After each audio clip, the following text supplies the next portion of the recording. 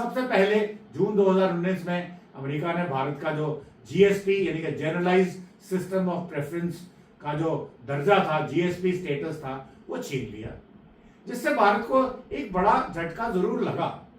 और इसकी वजह बताई गई कि भारत अपने बाजारों को अमेरिका के लिए खोल नहीं रहा है, और इसके लिए अमेरिका ने भारत के ऊपर कुछ सामानों पर 25% टैक्स लगाया, जिसे बाद में बढ़ाकर 50% कर दिया गया। और अमेरिका का कहना था कि रूस से सस्ता तेल खरीदने की सजा है, लेकिन असल में ये कृषि डेयरी बाजार को खोलने का दबाव था। ट्रंप इस बात से भी नाराज थे कि भारत ने उन्हें भारत पाकिस्तान के बीच में शांति समझौते का श्रेय नहीं दिया। हालांकि भारत की अमेरिका की आलोचना हुई और बहुत सारी भ्रामक बातें भी की गई, फैक्ट चेकिंग की गई, पर उन्होंने उसको नहीं माना।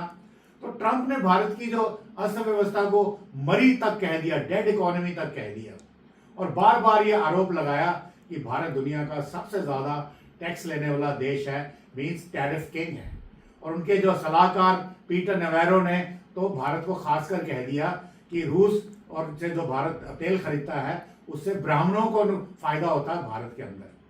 और यह भी आरोप लगाया कि युद्ध को जो बढ़ावा दे रहा है वो भारत जो डॉलर्स दे रहा है रशिया को, उससे ही युद्ध को बढ़ावा दिया जा रहा है। परंतु अमेरिका खुद ये भूल गया कि वो रूस से डायरेक्ट ट्रेड करते हैं अरबों डॉलर्स का, और क्या खरीद रहे हैं? यूरेनियम अपने न्यूक्लियर वेपन्स के लिए, और क्या खरीद रहे हैं? प्लेडियम अपनी इलेक्ट्रॉनिक व्हीकल बैटरीज के लिए, और क्या खरीद रहे हैं? फर्टिलाइजर बनाने के लिए साम, जो कि अमेरिकन अर्थव्यवस्था के लिए बहुत ही क्रूशियल है।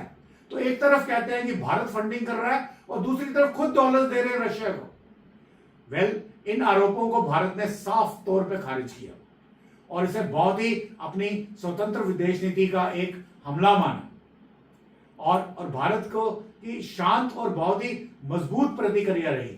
भारत ने कॉन्फ्रंटेशनल एटीट्यूड नहीं दिखाया, भारत ने इन चुनौतियों के सामने अपने घुटने भी नहीं टेके, और भारत ने साफ कहा कि हम अपनी ऊर्जा की जरूरतें अपने राष्ट्रीय हित के आधार पर ही तय करेंगे, ना कि किसी और देश के दबाव में।